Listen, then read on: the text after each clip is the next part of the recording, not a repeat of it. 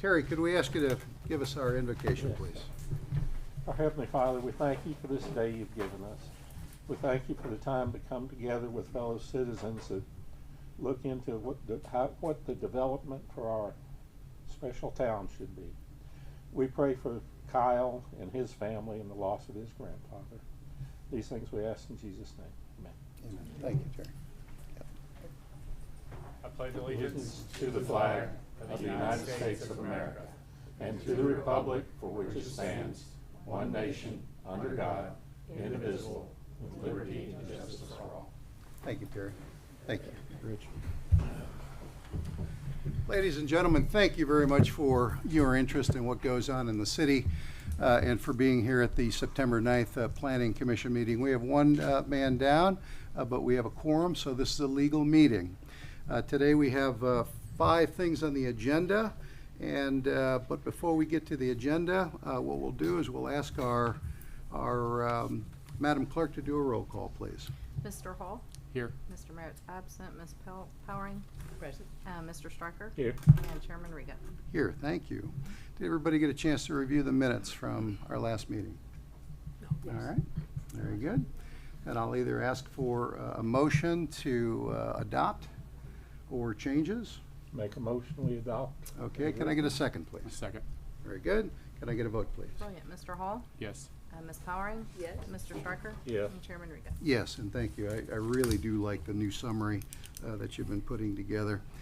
Ladies and gentlemen, as I'd mentioned, we have 5 things on the agenda today. However, we also give our audience member an opportunity to come to the podium and speak about anything that's not on the agenda. Is there anybody in the audience today that would like to address the commissioners about some other item that is not on the agenda?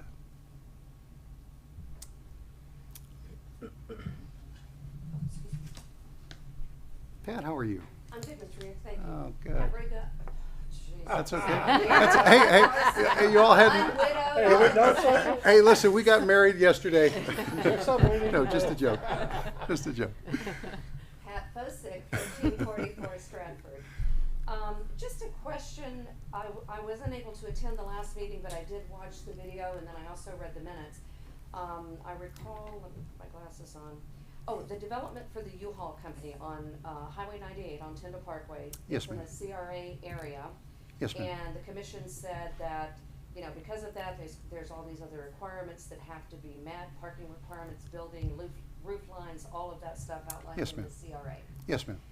And yet, the commission approved the plan, and I saw the drawings, Can I make without a- having seen the changes. Can I make a Sorry. slight, because we didn't approve it, because we have 3 options. We approved with those conditions, that those conditions be met, and that the council members be made aware of the specific requirements for the CRA area number 2? Three. Is it? Three. 3. Number, thank you, Pat, for area 3. Okay, and you're correct, forgive me, I No got ahead worries. of myself. No worries. I guess my question is because the planning commission really seems to spend time working and looking at the rules, the CRA, again, you have a very finite focus versus the council is dealing with everything. Yes, And ma'am. I know the council gets the final say, but Yes. I think that's the first time it's ever happened where there's such a in my opinion, what appears to be a major change, that it's not gonna come back before the planning commission. Is that what's happened? Here's why we made those moves. First of all, it was a major development because it's in commercial and they're expanding beyond the current building that's there. Right. The only thing that they did not meet was the CRA requirements. So the nuts and bolts of what we do has more to do with are they violating any impervious areas? Is it in the right district? Anything relating to when they do build a building. The only thing we saw was that it was in violation of the CRA area number 2, did you say, or 3? So, and our council members are very aware because they adopted those concepts in terms of how they want that area 1, area 2, and then area 3 to look. It's our council members that said, in area 1, that's gonna be the jewel of Parker. Those have to have downward lighting. It's gotta have fantail driveways. So it's gotta be a certain material of the building, brick or other common materials, colors, roof lines, things of that nature. So because they're familiar with what those requirements are, and because there weren't any egregious violations to what they're doing, we essentially said, as long as you fix what we've identified, roof lines, colors, fantail driveways, downward lighting, don't violate the vision triangle, because if you looked at their plans that they did show us, it was pretty extensive already. Yes. And everything else they were doing in terms of the foliage, the trees, the sidewalks, everything. And they said they did want to be a good neighbor. So we tend to want to believe that. But before they come to the council members, they have to show the council members what they're going to do. And the council members will get our opinions based on everything look good except for just a few things. I didn't want, as you know, because when we rewrote the land development rules, one of the issues had been things take too long, Yeah. and we didn't want to be a cog in the wheel. We saw that they were trying to do everything right, but they were probably unaware of that section, so we made a decision to conditionally approve it, and as long as the council members were made aware of what we said needed to be altered. Okay, thank you. You're welcome. Thank you, Pat. Anybody else? Okay, let's get to, so I don't know if Mr. Griffin is here today. I'd heard that he may not show up for this. Okay, we're going to go ahead and go on to item number 2 then. So is Mr. Abu in the audience here? Mr. Abu, how are you, sir?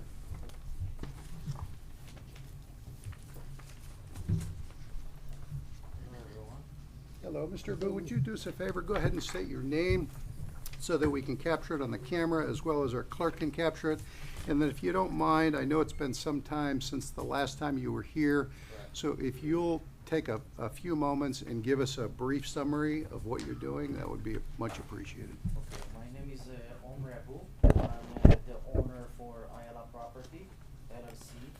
And I've been working on development in 4933 South Lakewood Drive, 2 4-plex that will be there. I've been through the approval process. The development order got expired. We renew it again, did a permit again, and then we got stopped because we had to go in front of the board meeting again because the city issued us a development order extension. Okay? And for some reason, they wasn't able to do that. Paid the fee, went through EPCI. EPCI approved that again. This is where I'm at, and right now I want to go ahead and get the approval so I can start the work at 4933 South Lakewood Drive. And this is for a variance, is that right? Because are you still looking to build multiple dwellings in the single-family area? So the approving that I got last time from you guys was for 2 buildings, 4 units, but I will not be able to separate out or sell it out as a separate apartment. And I mentioned that I'm not trying to sell it, I'm trying to keep it and do more development in the area. I think the last, was it 2021 that you came before us, the first one? 22, yes, sir. Time? Okay. And there were still structures there at that time? Those buildings were still partially there, is that right? Correct, we clean it all out. I look back at what happened back then, and because you know that the district doesn't agree with that style building right there. That's in a low-density residential area. The reason it was allowed to go through the first time is because it was close enough to Hurricane Michael. There's a rule that we have within the land development rules which identifies if it's a legal non-conforming structure, and as long as 50% of the property value hadn't been destroyed by the storm, then you have the right to rebuild it. But I'm looking at the satellite photos now, and I'm seeing there's nothing there. It's gone. Okay, so it was 2 approval. Yes. The approval while the building still was there. Yes, This was one of the approval, yes. which after assessing the damage and we decided to clearing it all out. And then we had to go back to the city, do the approval again with some requirement for fire marshals, we had to provide plans for fire. When did that happen, Mr. Abu? I wanna say 22.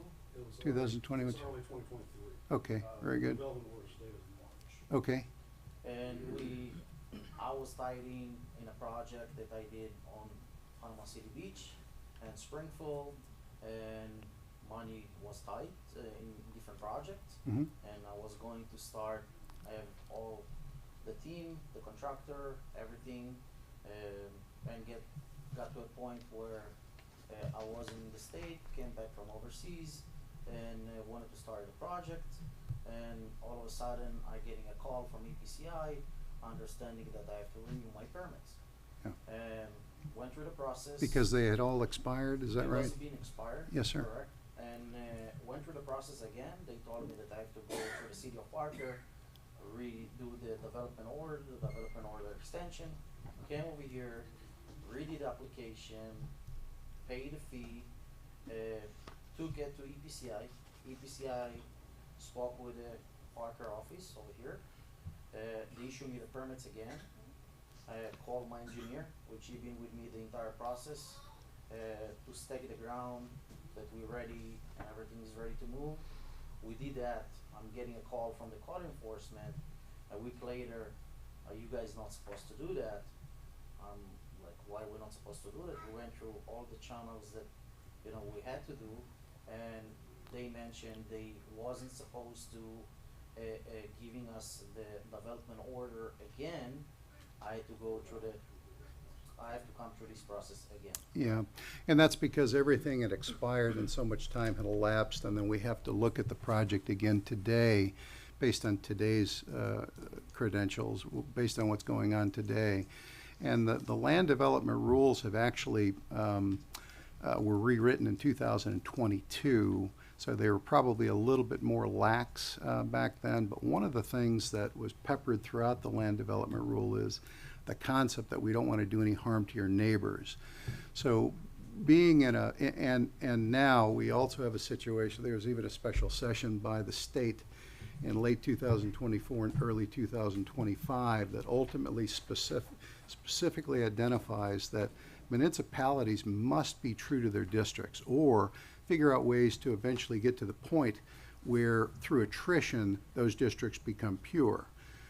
So in other words, if we have identified an area to be for low-density residential homes, one dwelling per building, with whatever those density rules are, I think they're 5 dwellings per acre, things of that nature, then we have to stick to those things. Unless it's within the land development rules and we can specifically point to verbiage that allows for those things to, something to be rebuilt back in that area because of something like a legal non-conforming structure.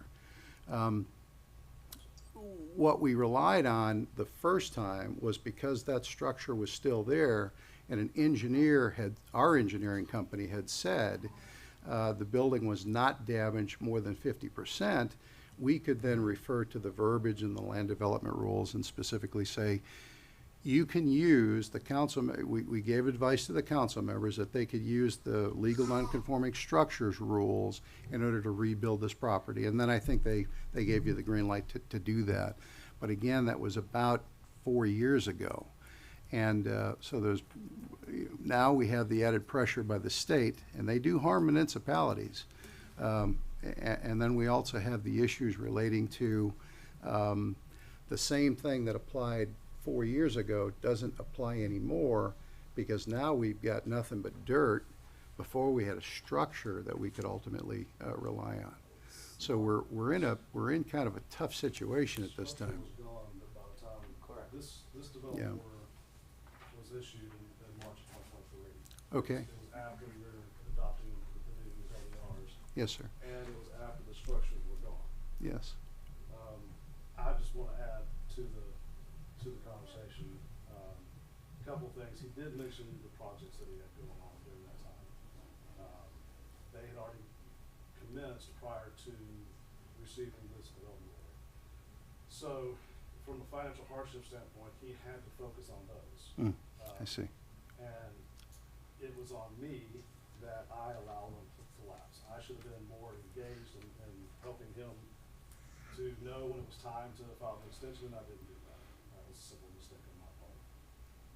But one thing that I know that municipalities are able to rely on is compatibility. And I believe many variances are issued based on compatibility with the surroundings. That's right. And as y'all are well familiar with that area, that in general, that area, it may have, there may be a lot of properties that are in non-conformance. But there, from a use standpoint, there's a lot of mixed use adjacent to single family, a lot of multifamily and single family. And next door, everything next door to this is all multifamily. There's one single family Yes, house, Yeah. to the north, but the rest of it is multifamily. So Yeah. from a compatibility standpoint, this would be just as compatible as single family would. And that would be where I would request that this variance be issued based on it more so maybe than the structure itself. Yeah. Because by the time the development order was issued, the structure was down. And I believe the city just had, showed some kindness and allowed that to go ahead through based on the fact that it had been going on for so long. But like I say, a couple of things have changed there. Special session 2024, 2025, municipalities are being pressured by the state in order to comply to whatever their districts are with penalties now. Unless we could specifically point to verbiage within our LDRs that allow us to do that. We were able to do that the first time. We're in a quandary right now because at this point we can't do that. There's nothing about that development where it's at right now that allows us to point to the LDR and go back and say it's a legal non-conforming structure because there's nothing there. So I guarantee you what Uthmeyer's office would tell us, and we're regularly in communication with them because we have to be careful not to violate, what our rules are for fear of retribution in some kind.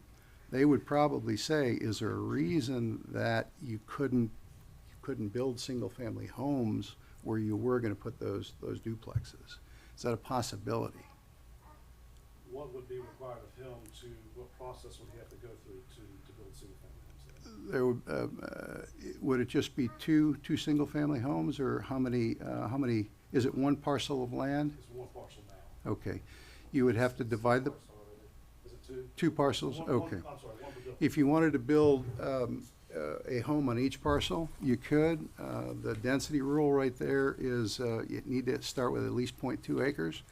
And the minimum lot size would be 7,500 square feet. That would be if you started with 0.4 acres and you wanted one to be a little bit bigger, then the other one could be just a little bit smaller. You can't go smaller than 7,500 square feet. But right now, that would be the recommendation from the planning board because of where we're at today and protecting the city for the future against retribution from the state. And they do things like pull CRAs. They do all kinds of weird stuff. So, and they're telling us specifically in the new legislation that has to occur, and that even those homes that are in existence right now, through attrition, they want you to develop proactive steps that through attrition, those go away and that district becomes pure. So, and there's good reasons for that too. It's more about feelings than anything else. If I've got a guy that is looking at building a large single-family home in that area, quite frankly, he could be harmed by having a multiple family dwelling right next to it. That's just the facts of real estate today. Which this what basically you're telling me to do is to do a single family homes Yes. in an area that there is apartments. Well, there are other multiple dwellings there, and those are right now grandfathered in. And if they were knocked down by a storm, more than 51% damage, they would then be forced to only put back single-family dwellings in those areas. Our neighbor over there that worked without no permits and did whatever he wanted to, and still construction going on that side. Now, that's It's- for code enforcement. We're the planning guys. You know, You asked the question, would he be able to look into doing single family? you know, and the other thing too is if you do that, it's not a major development, it's a minor development, and right now, the way things are, our city clerk approves that at her desk. So, it's cheaper, you know, from a permit standpoint, 1,000 versus $350, you know, for the single-family homes. From a property value standpoint, however, It depends on the style of home you build now. If you build a nice big home, it's whatever it's going to be. I mean, just a few blocks in this direction, we've got $450,000 homes being built in areas that aren't on the water or, you know, as nice as the property you're considering. So all I'm telling you is right now, if we're advisory only, but I'm giving you what the rules are, and I know 4 years ago, I remember your case because you're a heck of a nice guy, and I remember we had something to stand on. So we looked at it pragmatically and said, we can look at this and we can do it because of this. But since then, we've had 4 years pass, and then we've also had a situation where the state is saying, you gotta be true to your district, guys, otherwise you're gonna get hurt. And I can't, at this point, if I had to go to any of our council members and say, it's okay to say yes to this, I'd also have to tell them, but you could also harm the city from the state standpoint. I'd have to give them that advice. is there a way to know that ahead of time? Is there a way to know specifically on this side what the state would No. have any concern with it? No. No. Is there, there's not a contact? Only than what they're telling us. I will tell you this, you could specifically go, it's section 163, you can go read it for yourself. Section 163, special session in early January of 2025, where it essentially was a warning to municipalities to be true to your districts. So there's no one to contact there in that department? I would contact Uthmeyer's office, but what I'm essentially saying is there's probably 4 or 5 things today that may not have existed 3, 4 years ago that do exist today. So if you want us to take a vote, I will tell you that we'll take a vote. But at the end of the day, our council members will hear how that vote came about and why we voted it either one way or another. And they'll probably be dealing with the same information we are. But you keep suggesting it was 3 or 4 years ago, it's only 2. Well, 2021 is when Mr. Abu came before this committee in front of me, and we discussed it, and we had all the options back then. And I even looked at the first time the gentleman came before us because I wanted to see exactly why we voted the way we did, because I think we gave you a unanimous vote, but it was based on legal non-conforming structure law. That doesn't exist today. But the development order got expired only in December, Yeah. 2024, Yes, sir. and, I thought he said 2023, no, 24, It expired in 24. 24, It was okay. issued. correct. Yeah. And we was back at the EPCI office already at the February of 2025, Yes, sir. got extension from the city over here, Yeah. went back with that to EPCI and got a Yeah. re-permits again. And generally, you've got 6 months after that development order is given before you have to start construction, and it sounds like even that's expired. So gentlemen, I mean, I hate to say it, we're the nuts and bolts guys. The council members rely on us to know what the rules are. I'm telling you what the rules are, and I'm telling you that 4 years ago, we had a leg to stand on. Today, I couldn't in all consciousness say it's okay to build based on that original concept of legal non-conforming structures, because that doesn't exist. There's nothing there anymore. It's gone. Compatibility is there. Sir? Compatibility is still, and it is a, Mr. Sloan can correct me if I'm wrong. but, Yeah. This is that- John. He's just got the wrong name tag. Yeah, But I would think that compatibility is a viable reason for issuing a No, because the concept is that those buildings are already there. And the concept, and the state is telling us that through attrition, we have to get to the point where we literally create triggers. And the council members did that recently in the recent land development rules rewritten in 2022. And what they said is that there are certain triggers. For example, one of them would be if you got a multifamily dwelling and at any time you convert it to a single-family dwelling, then it can't go back. Another one is something, for example, if there's any process that's in place where you're converting it to a single-family dwelling, or if you ask for a variance in order to do something to that property and it's granted based on information you've given us about it being converted, then it can't go back. So, and now there's a trigger in place that says if you have a non-conforming property, before you can sell it, it has to then be, it has to then go back to being a single-family dwelling. So you couldn't even, you couldn't build today, right now, you could not build a multiple-family dwelling in a low-density residential area and then sell it as such. You'd have to sell it as a single-family dwelling because the state is pressuring municipalities to put triggers in place so that those districts can become pure. But you keep mentioning that the structure was there when they give me the development order the second time, which it wasn't. It was development order Yeah, for but the it's- first time, but it was no structure on But the site Mr. whatsoever. Abu, we're here today, and what's happened right now, today, is there's nothing there. It's a flat piece of dirt. And the reason I mention that is because we relied on low-density residential areas to give you that variance the first time based on a concept that it was partially destroyed, okay, and not more than 50% destroyed. So only then could we then tell our council members, you can use this to allow them to move forward with that project. But things changed. And now we have the state telling us we have to be true to the district, and we also have a circumstance where you've got an empty field there. There's no structure at all today. I'm talking about right now. So, gentlemen, I wish I could help you.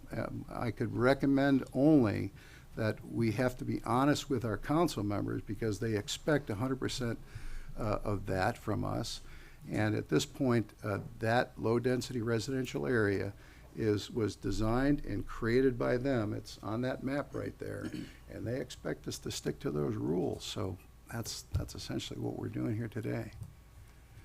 You can build single-family dwellings on those properties, though. We'll never get the money back out of it, not what we spent on now, we'll never get it back. All right, We're sir. gonna have an empty field there. Mark, Yes, sir. might I suggest that we go through the 7 points of the variance test before we Well, I proceed any further? I went through it, and I noticed that he, see, that's another thing. What John is getting at is you failed the variance test because each of those, in order for it to be moved to the next step, would ultimately have to be answered to the affirmative, and you didn't do that. So I thought I'd save a little bit of time. We can do that, John, if you'd like to, but there were two of them that were answered to the no. And If we're gonna take a vote, I think we should at least discuss them. that's fine. That's fine. We'll do that. Okay. Okay. So what John is recommending is that we read through the variance test, okay? And give the other council members an These option. various points are in the LDRs. It's section, I think, 6.3.3. Yes, pertaining to variances. There's 7 points. They mirror the application that you submitted for the variance. The first one is there's a specific hardship affecting the development of the property resulting from a strict application of the provisions of these regulations. And your application marked yes, see Exhibit B, and it referred to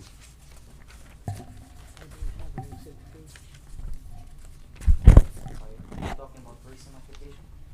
your variance application. that was included on our agenda today. John, do you have an Exhibit B? My packet did I don't not. have anything marked Nor Exhibit did B. mine. That was one of my questions.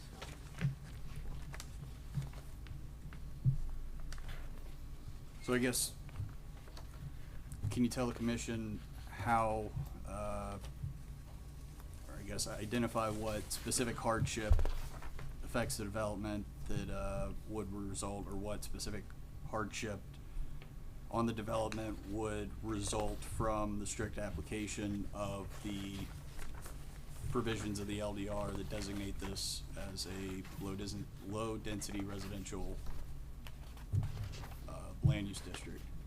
Well, one I can tell you is what we were just discussing was the return on investment at this point, with the area that in the condition it's in right now. Neighboring structures are not nearly to the quality that this is going to be. They're going to be simply older structures. So in order to get a financial return out of this investment that he was told he was allowed to do,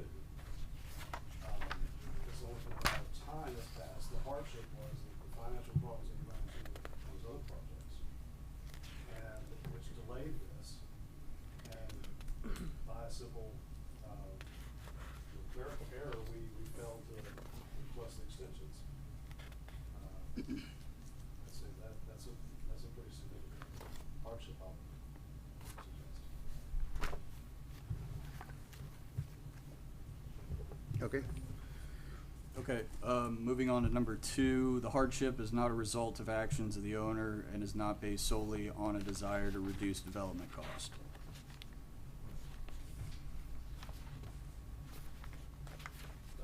Yeah, if this wasn't on any actions of his, development.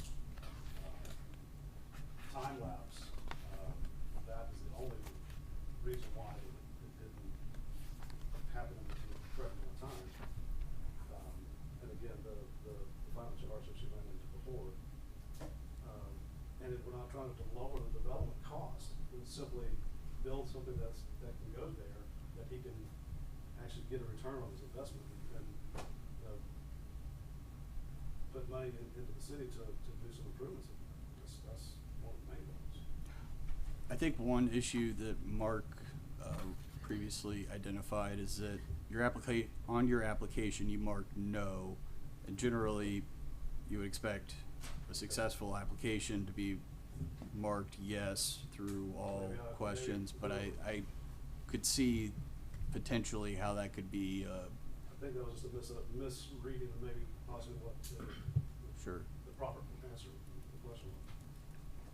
So just to clarify, you would say that the hardship in this case that you're claiming is not a result of the result of the fault of the owner? No, yes, you're right. I would say that, yes. Okay. The proposed variance is necessary to preserve a substantial property right where such property right is generally available to other property owners of adjacent or nearby properties or other properties in the land use category. And we marked yes there. Yes.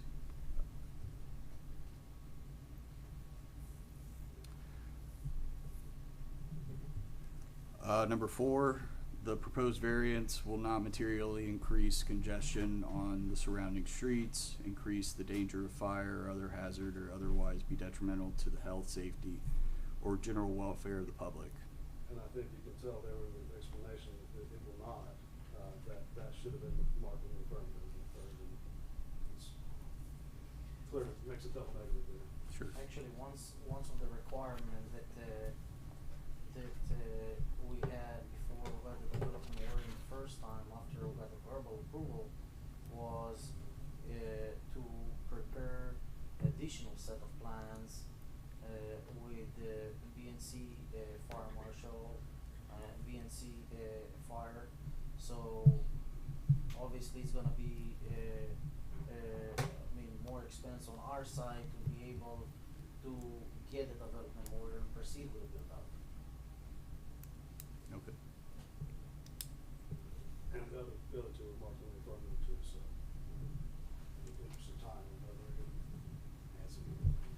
Yeah, it's all right, take your time. Just to round it out, I guess. Number 5, the proposed variance will be compatible with adjacent and nearby development and will not alter the essential character of the land use district. Okay, you marked yes. You stated there is a multi-family dwelling adjacent on the east side of the site and 6 multifamily dwellings adjacent on the west side of the subject property. That's correct. Okay. Number 6, the effect of the proposed variance is consistent with purposes of the regulations referring to the land development regulations. You marked yes, and you stated the variance is simple to allow the developer to do what the commission already said they could do. Correct. Okay. I didn't know if you wanted to expound on that or if any of the I mean, it's commission.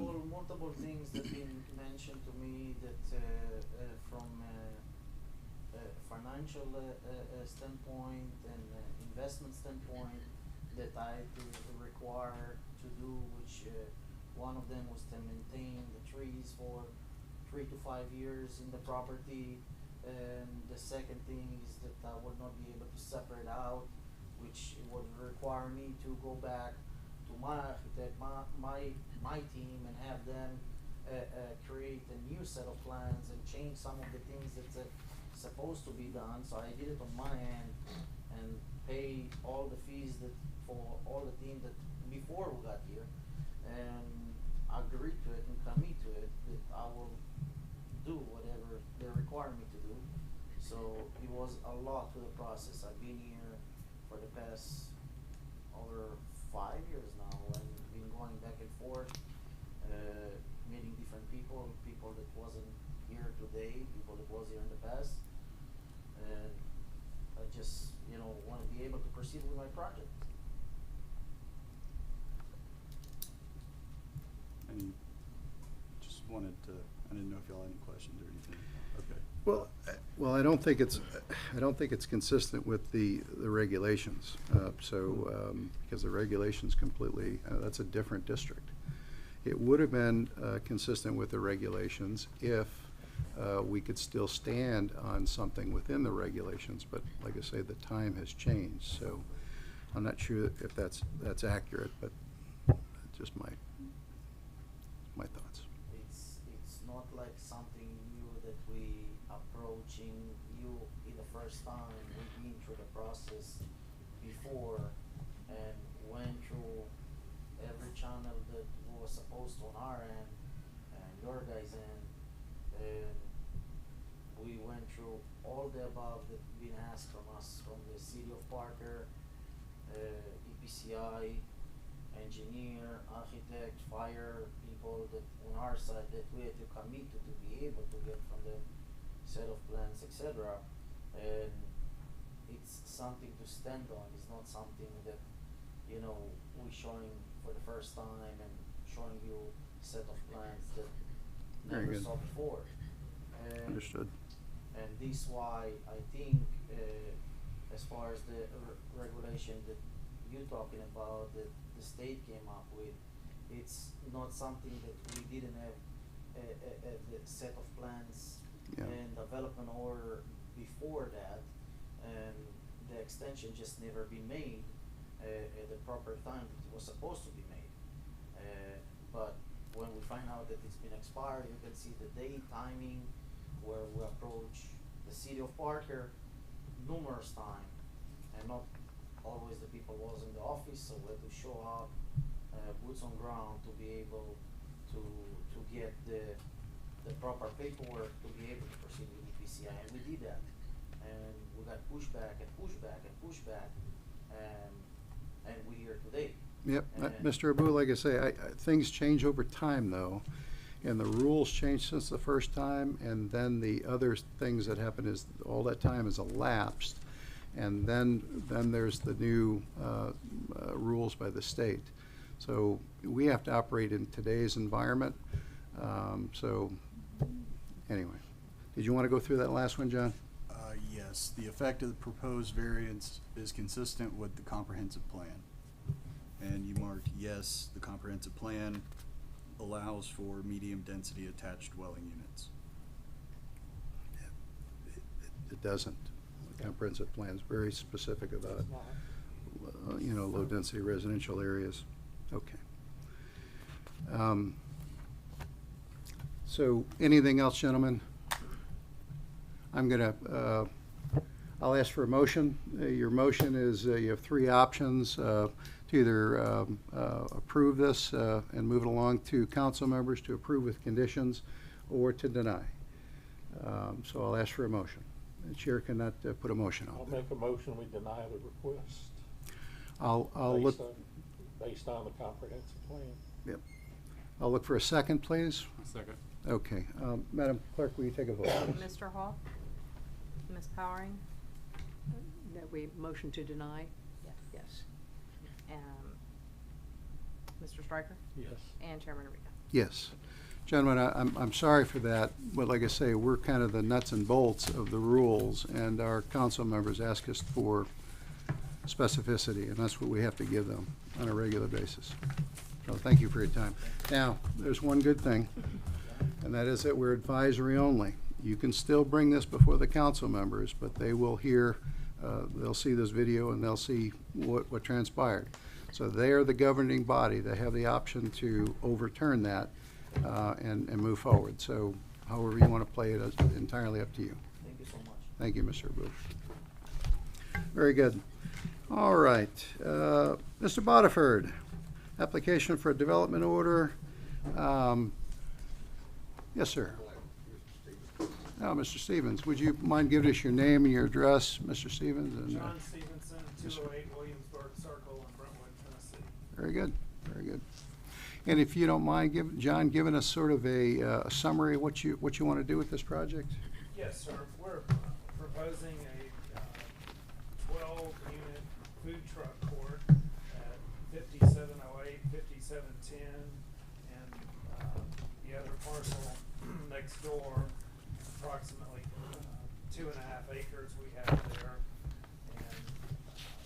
And my family and I are in the real estate development business in Nashville, and also we've got a lot of interest here in Panama City, also in redoing the Lisenby Hospital. You know, we Very have nice. 5 people, or 5 parcels in the bayou there, and been several years trying to get through the Army Corps permits and all, but basically trying to create a community center and just introduce some community infrastructure that's much needed in Parker on this. We would have the food trucks, bathrooms, commissary area for the trucks, and a venue area for performances, and just something that the community could come together around. I've got a poster board in front of me here where we specialize in going, buying old buildings in Nashville and Can you see that, Rich? bring it around. But these were buildings built from the 50s on up to some stuff I built in high school. But just mom and pop operations, barista parlors, clothing shops, guitar shops, and just some of my tenants have been with me for 20 years or more. And Very nice. it just becomes the center of the community. And I also own a piece at Soul Drive. I'm gonna turn this around so you guys can see it out here. At Soul Drive in 98 that we're working on getting a permit to put up a similar building to that with multiple small tenants. But so we're just basically trying to clean up the area and just create a center for me and my family and the community to enjoy, and something we'll own forever. Very good. Commissioners, anybody have any questions for John? I was trying to figure out what this is, so each one of them is gonna have food trucks. Well, it could have up to 12 food trucks on the property, a horseshoe, and similar to the Chill that's up there in 38, except it's up there, it's $30 for a drink and $25 per Right. sandwich. And Right. people are tripping over themselves to get there. This is gonna be a horseshoe area, have your place, a band, or could have live music, and just a place everyone could get together and congregate. And we also have access to the water. We will be forthcoming with docks next to Mr. Dykes as well. Very So nice. people from the neighborhood surrounding by water can come in. And as soon as I get my Army Corps stuff together, we'll be coming before you for that, as well as where the old fish camp is, next to Wayne Dahl's old property. I've been trying to get, I've already rebuilt my dock. It's just painful getting through the Army Corps. It just takes years. But it's just a community center. And I'm even looking at the Korean church, possibly some more redevelopment, as I've shown you on this. I'm in talks with them on that as well, so. Very good. Well, really, the good news is that in 2020, and reinforced in 2024 and 25 through new Florida statutes, it's 509.102, the state has ultimately said that municipalities cannot impose more stringent laws than the state on food trucks. In fact, the only thing that they're telling municipalities they can do is they can tell you, when they can operate, where they can operate, and talk about the parking resources. So the good news is, for this project, there's nothing in the land development rules that prevents you from doing exactly this. The one thing that I might have you take a look at might actually help you is in, oh, is that me? Okay, let me get that real fast there, thanks. Go over to parking. You got a fair number of parking spaces in there, and I just don't know if you need them all, John, because this is primarily cash and carry, like food truck, walk up to the truck, buy your food, and then walk away or sit down at a picnic bench or something. No, we're gonna have the areas with the sales. Another one of my very good friends is Nashville Tent and Awning, which he does all the sales for Floribama. But having the AstroTurf area in a place that you can sit and listen to music, have your food, and even go sit down by the water. So, What- I'm also going to have parking for my docks that are gonna be down at the bottom, so I like to plan ahead, and just as I can show you by what I've done in Nashville, just be forward thinking. I'd rather spend more up front and make it right. Just to let you know, though, because we're in Florida, it floods here, so our concept here is that the less paved area, sometimes the better. This Yes. could help you. You may have looked under drive-in restaurants what the number of, so they're looking at 10 spaces per 1,000 square feet, but if 50% of your business or more is cash and carry, then you can cut that number in half. Yes. So as an option to you, that's an option to you. Yes, sir. Well, I Yep, think we're yep. still at about 37% impervious. Oh, yeah. You're And allowed, this is MU1, you're allowed up to 80%. yes, sir. Yeah, so you're fine. Very good. Do we have any questions for John? The only concern I had when I saw the lot on 98, the lower lot, Yeah. was it's real skinny and real long. And is that gonna cause any problems getting in and out of traffic because it's on the curve? No, sir, all of the traffic is gonna be queued on Fleming Street where we have a turn lane. Oh, okay. And I'm gonna have all that blocked off. Okay. This doesn't have the level of detail that I wanted it to. Yeah. Uh, But I was confused by that same thing, because it looked like a tiny little lot, Yeah, but it they're looks like actually, it's this but wide they're and actually that expanding long. into two. It's Okay. it's Yeah. two of Okay. those.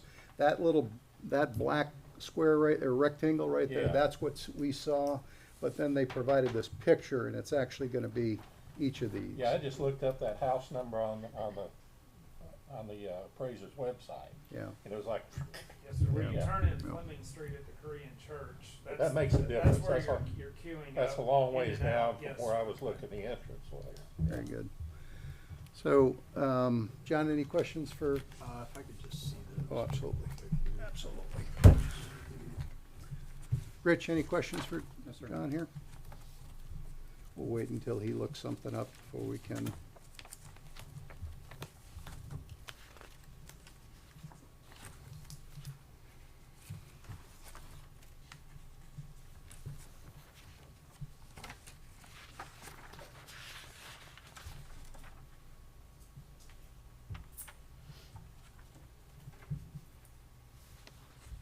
You can take that in if you like. So I'll just glance it real quick. And you talked about some of it being like retail, your illustration, you said the little clothing store, guitar. No, No. commissary, Okay. what I was showing you on my other one are some of my other developments. I haven't done any other food Got it. truck stuff. Okay. We actually do have food trucks, cause I've got some tenants that have art and guitar shows. Okay.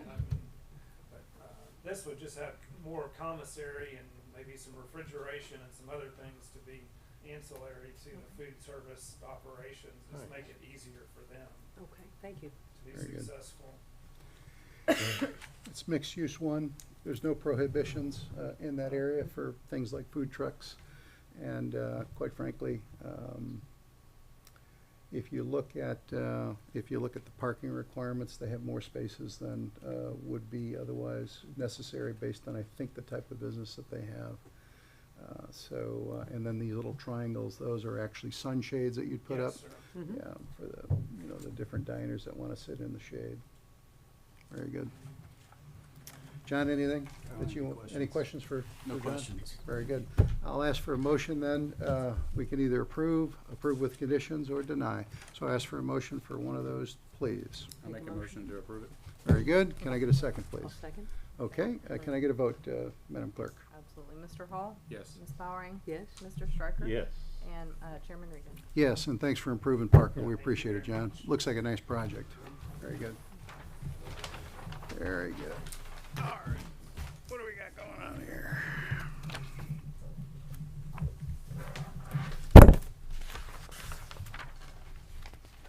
All right, Mr. Dykes, can we have you come to the podium, please? Good afternoon, thank you all very much. Dennis Dykes on behalf of Smugglers Group LLC, 5612 East Highway 98. We're here today, I'm not sure, I'm gonna let the commission help me. The development order first is to be able to pave the RV park, which we think would be a grand improvement. To be honest with you, I was just reading the land development regulations. I thought we had to do that, and maybe we still do because there's a section I don't see, but it looks like that was more geared toward, Mobile homes? yeah. No, it's for you as well, Mr. Dykes. For yours was, Yeah, okay, let then me see if I can find that section. I I believe remember you, I writing believe that you. in there. I believe you. Yep. So, everything was submitted, with the application for the development order. You had the drainage report, you had the geotech survey, you had, there was like 4 or 5 attachments with the development order, and included everything that was in compliance. So the first request is that if we could be allowed to do that so that we can stay in compliance with the land development regulations, because otherwise we're gonna get a nasty gun at some point saying, Well, and the reason we've asked people to do that, both in mobile home parks as well as RV parks, is a couple of different things. One is so that when if fire trucks do have to go in there, oftentimes if it's any kind of a gravel, sometimes you'll get big old bellies, and some of those pumps hang down pretty low in the fire trucks.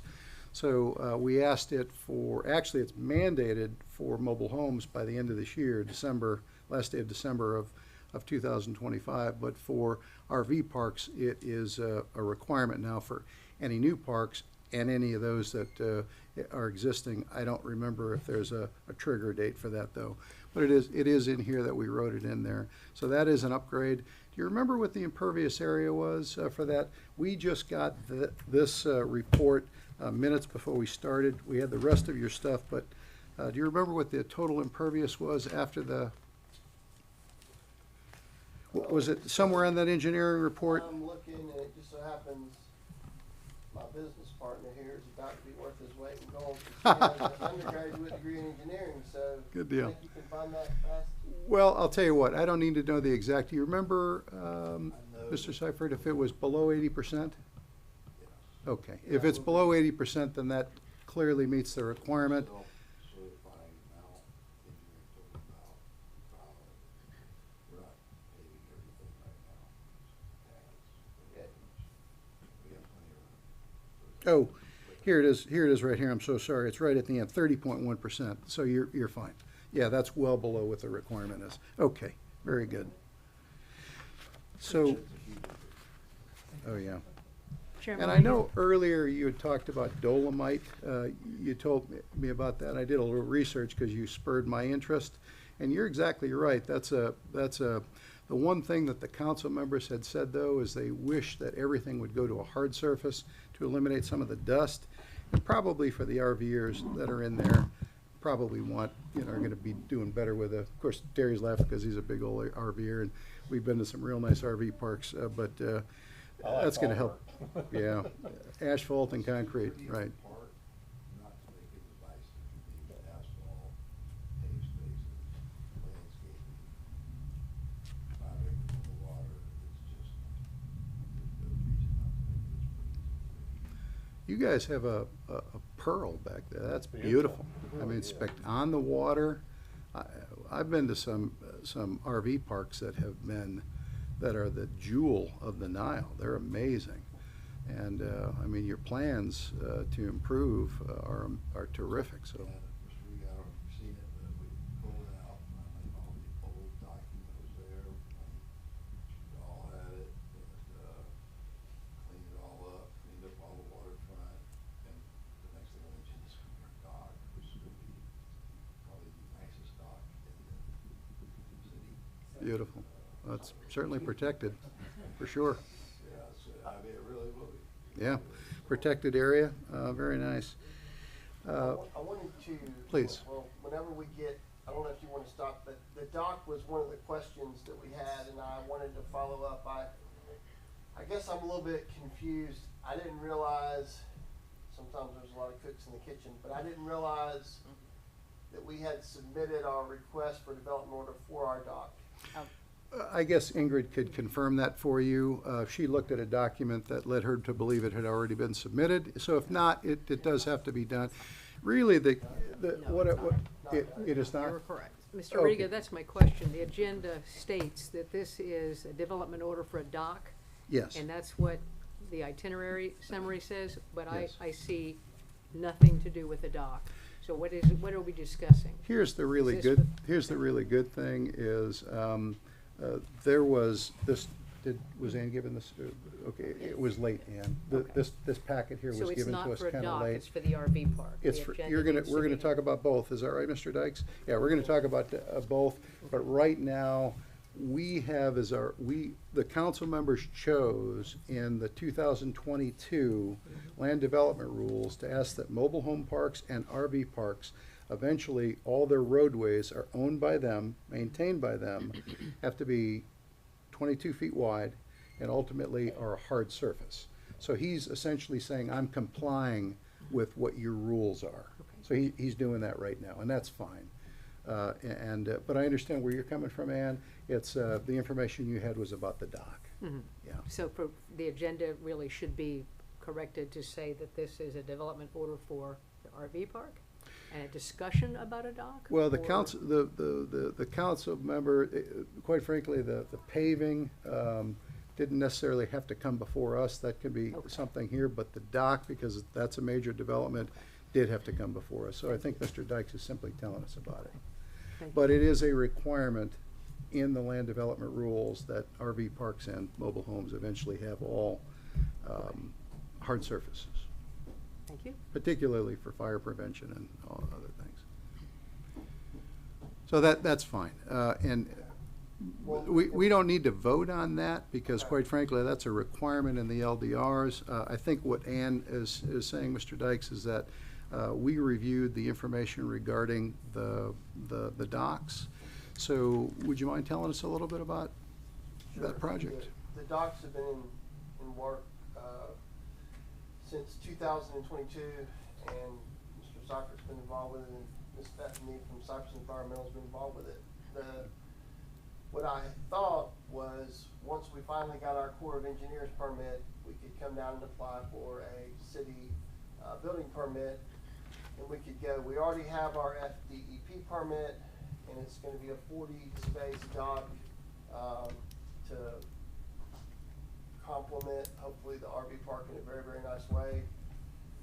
The request is, once we get our core permit, again pending since 2022, and we've already provided with you with the permit approval from the Florida Department of Environmental Protection, that you would conditionally approve that pending the Corps' approval, such that once our Corps approval does come in, we can simply walk in and pay whatever additional fees and start building, which is gonna be a dream come true.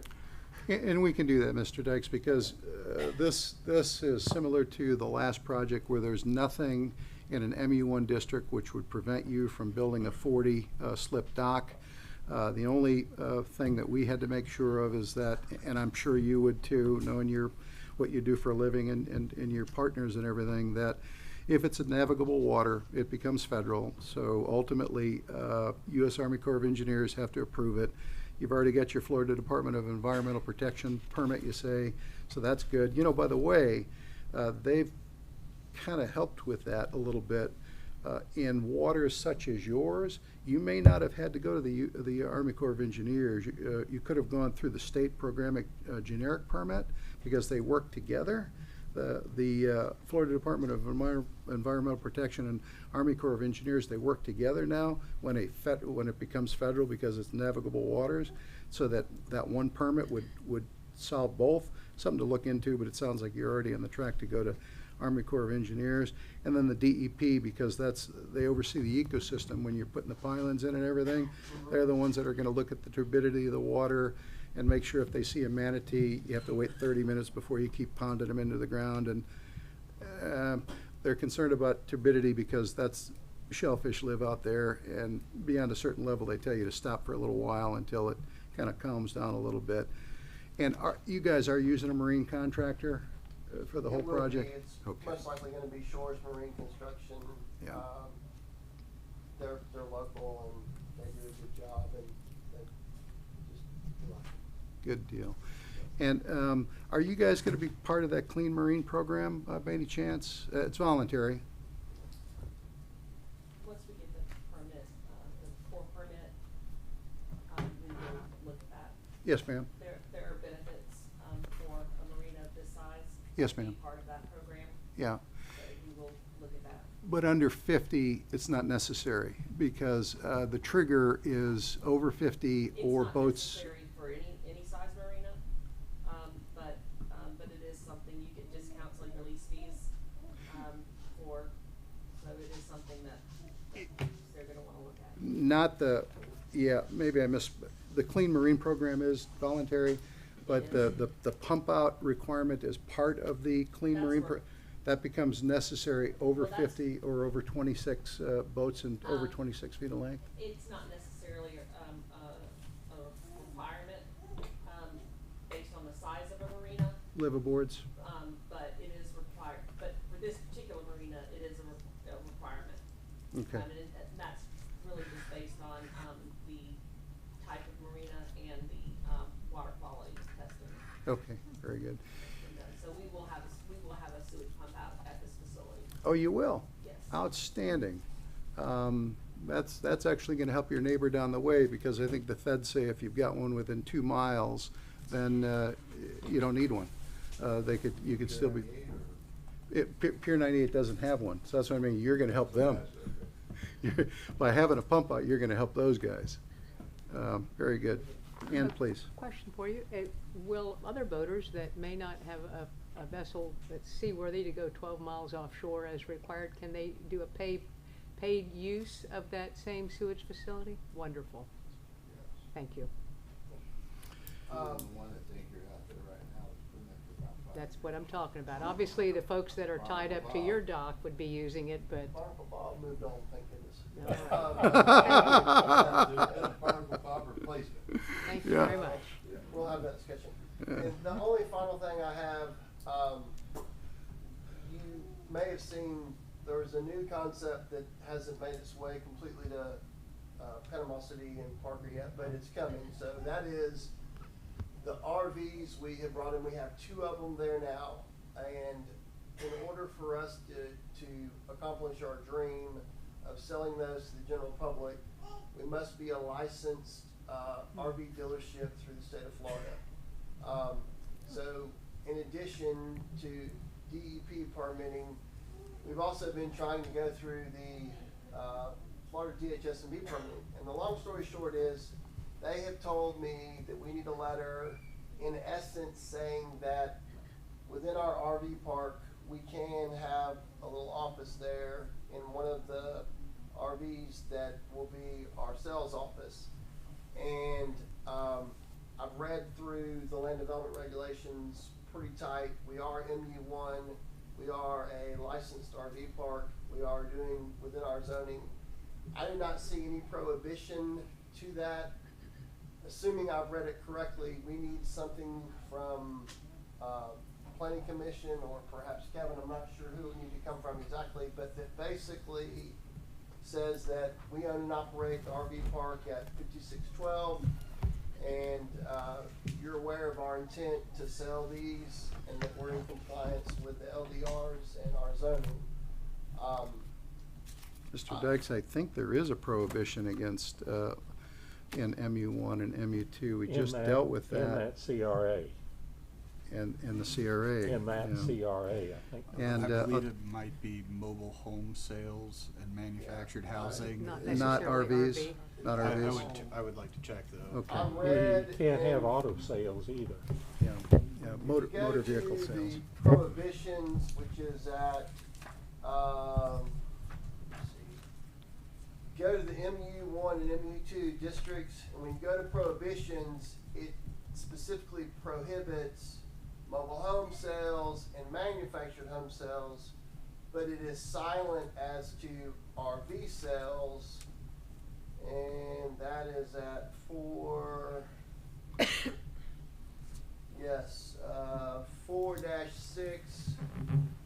where it deals with prohibited uses. The argument or the MU1. position I was gonna take is that under your definition section, Vehicle-related at services. 2-1, they define mobile homes one way, manufactured homes one way, and then they define recreational vehicles yet another way. We are clearly recreational vehicles.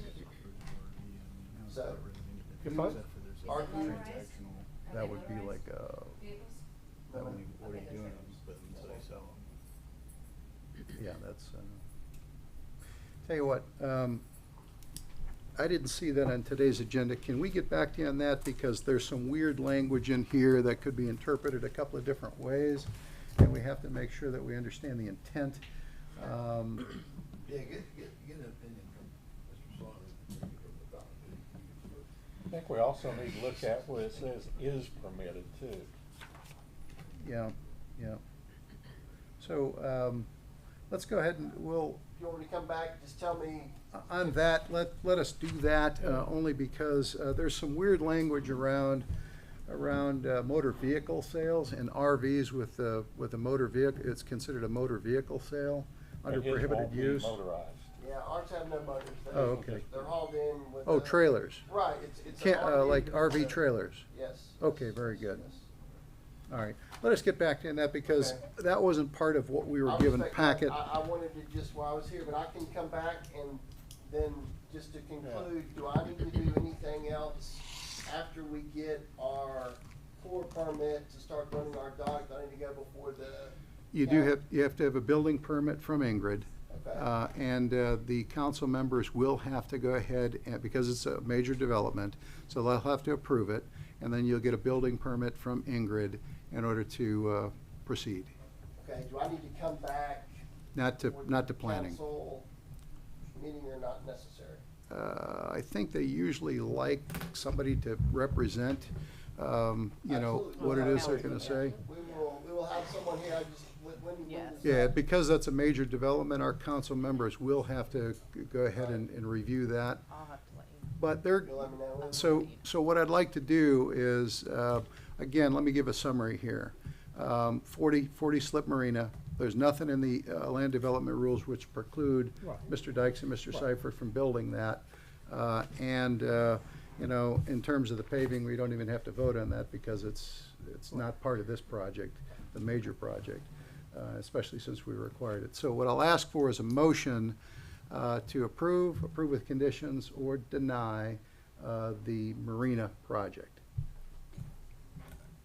And I Make a believe that motion. was, you were asking for that to be contingent upon the issuance of the Army Corps Once the permit. Corps lets us. So- Well, gives us they the can't, permit. they couldn't move forward with that project without an Army Corps of Engineer and Florida Department of Environmental Protection and the DEP Waterway. And also be aware, our fire department does have to go ahead and inspect as well. That's part of what Parker requires. You can have, you know, just because you can have electricity out in the docks? Yes, sir. Okay, yeah, fire department will have to inspect it as well. That's just part of our requirements in the land development rules. You gonna have gas out there? You gonna be fueling any of the, okay, that makes things whole lot easier. Okay, very good. So I'll ask for a motion, please. So we don't have to say the conditions, from what you're saying. What I'm essentially saying is that they can't move forward without these, so I don't know why we would say it's conditional. If you want to, you certainly can, but they can't, Ingrid's not gonna issue a building permit unless she sees those things. Okay. I make a motion to send to the council. Okay, very good. Can I get a second, please? I'll second that. Okay, can I get a vote, please? Sure. Mr. Hall? Yes. Ms. Powering? Dan? Mr. Yes. Mr. Striker? Yes. And Chairman Riga. Yes, and Mr. Dykes, thanks for improving the neighborhood. We sure do appreciate you. We're trying. We'll Thank do you, our sir. best. Thank you all for your time. It's our pleasure. Thank you. All right, very good. And last on the menu here is, do we have a Nazar in the room? Yes?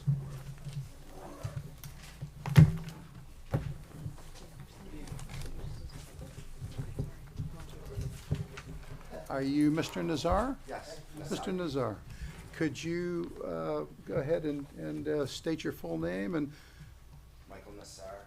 I live at 743 Benton Drive, Panama City, Florida, right here in Colorado.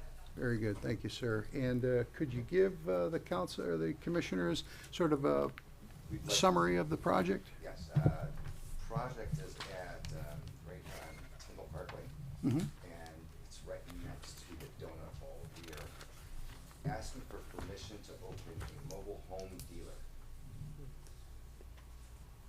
Very good. Okay. Do we have any, and I don't want to blister your name, say it for me again? Michael Nassar. Nassar, okay. Anybody have any questions for Mr. Nassar? I thought we just said in the last one that we can't have mobile home dealerships in that CRA. Now, he is in he's in a commercial district, okay?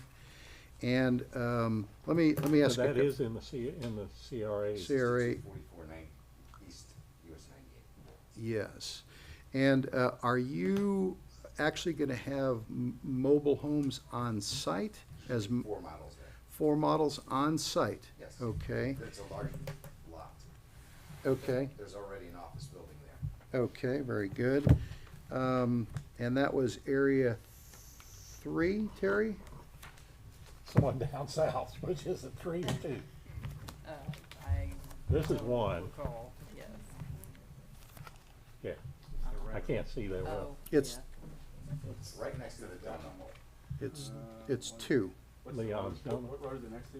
It's going to be right about where your finger Yeah, is, in that commercial. commercial area. Zone commercial. They're all Mhm. commercial, yeah.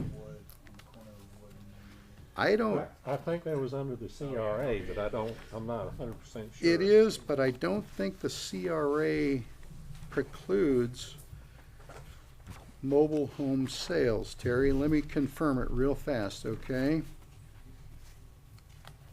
John, you remember what section was that in? Was that 4, into 4? The CRA specific to, Specific to the CRA district number, do we say 2 or 3? 2? I think it's 3.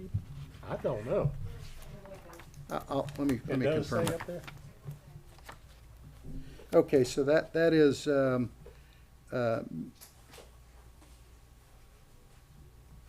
general commercial. sub-area, it's two. It's actually Two. two, Terry. Okay. Yep. Mr. Nassar, give us a second here. Terry threw us a curve by reminding us it was part of the CRA. I do that a lot. Okay. Okay.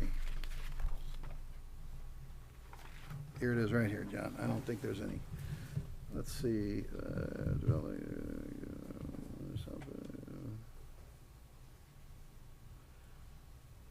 Retail, restaurant, personnel, office, and residential uses. Okay, I don't see any prohibitions there. No, there are no prohibitions. Now, the CRA was more about what his buildings have to look like. Right. For example, but the building's already there, is that right, Mr. Nassar? So he's got a building on site. It doesn't, and he's in a commercial area, and commercial areas do allow, I just remember we had an incident with somebody that wanted to sell cars. At the, where the noodle shop's at. Yeah, and we were told no. well, that was about motor vehicle sales or Right, service. Right. Right, and he's selling And I thought it mobile. was in the same paragraph as the motor. No, they're two different, two different.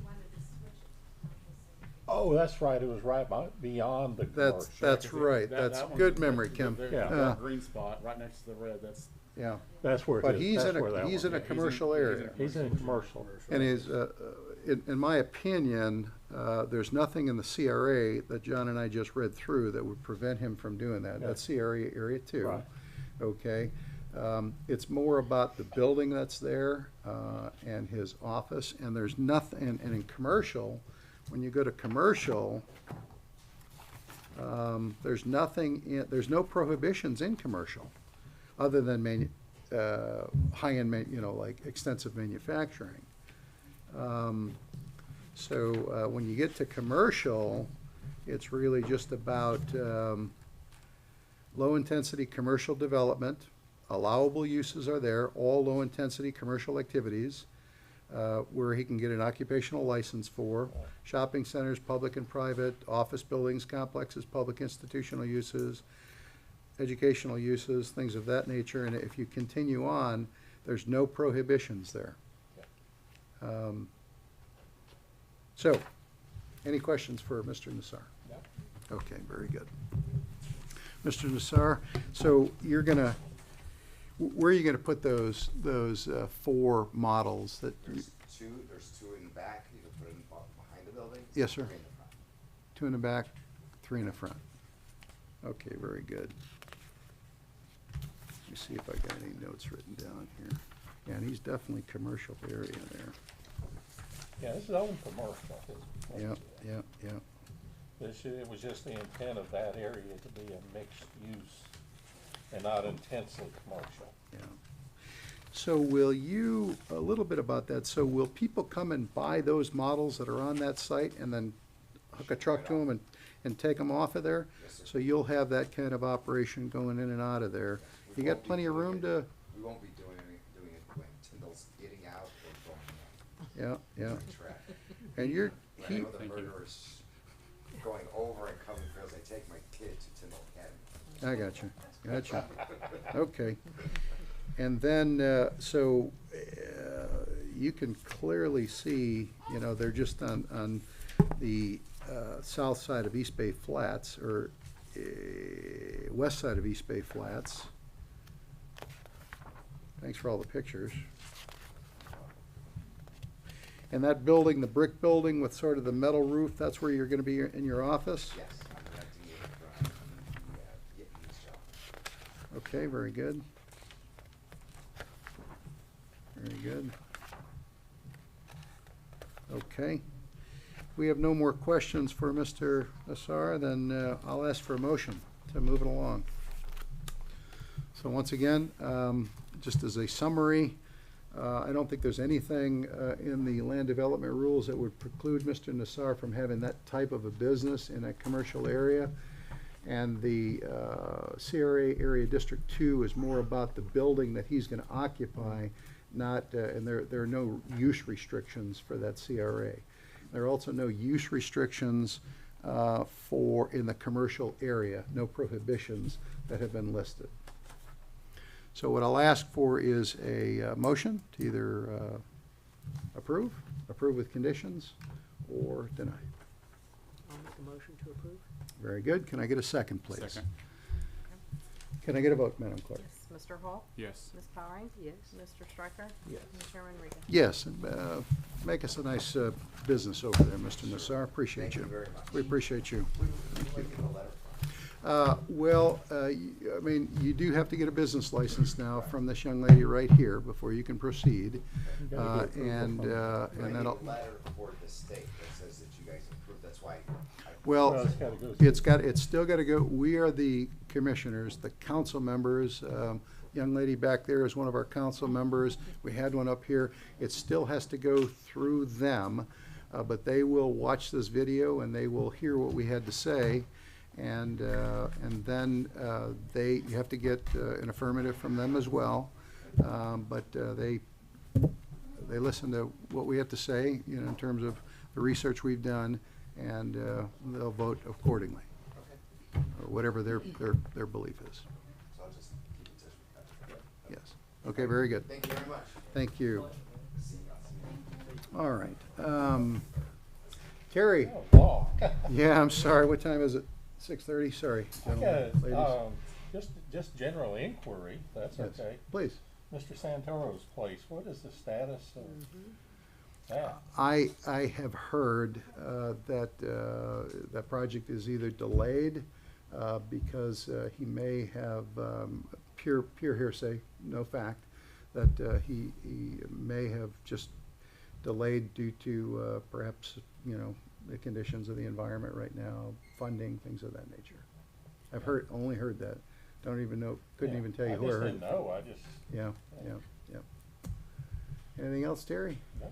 Very good. Ann, Good, thank you. Ingrid, do you have anything you want to tell us? I'm good. Very good. John, do you have anything you want to, thanks for keeping us out of jail. Appreciate that. Rich, anything Good. from your part? Okay, ladies and gentlemen, yes, ma'am, please. Thanks. I Oh, no, we appreciate the indulgence. we appreciate you. Hey. Following on to Mr. Stryker's comment, when does the development order for Mr. Santora expire? Do we know? Isn't it like 6 months he has to begin? I believe after the council members went ahead and approved it, you know, it went through a series of Yeah. cases, court cases there. And then I think he was given an acceptance to move forward with it. Ultimately, I don't know when the development order was issued. But is it like but 6 months it that is- he has to begin? He has 6 months from the time that it's developed, yeah. Thank you. Yeah, no, thank you. Very good. All right. Ladies and gentlemen, thank you for, once again, being interested in what we do here. Appreciate it. We're gonna call the meeting, we're gonna adjourn the meeting.